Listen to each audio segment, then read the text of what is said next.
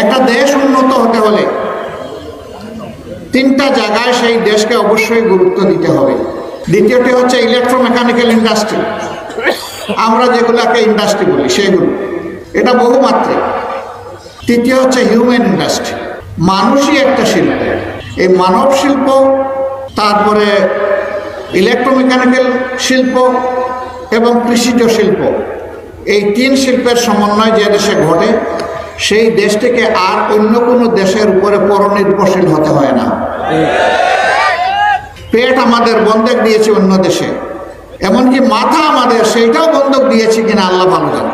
সন্তানেরা, সাধারণ মানুষের সন্তানেরা বাংলাদেশ থেকে প্রাথমিক শিক্ষার পাঠ চুকিয়ে এখন মেধাবী যারা উচ্চতর মেধা বিকাশের জন্য তারা বিদেশে চলে যাচ্ছে।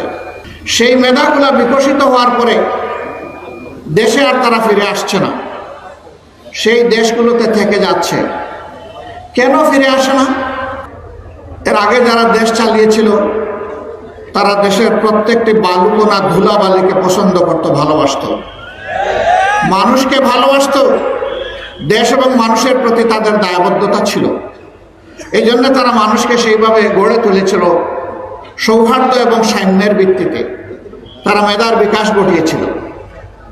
এই জন্য দেশ হয়েছিল একটা সোনার থালা। তাই ব্রিটিশরা, পর্তুগিজরা, মুঘলরা হুমড়িকে এই দেশের উপরে পড়েছিল। সেই দেশ এখন কি গড়া সম্ভব নয়? অবশ্যই সম্ভব।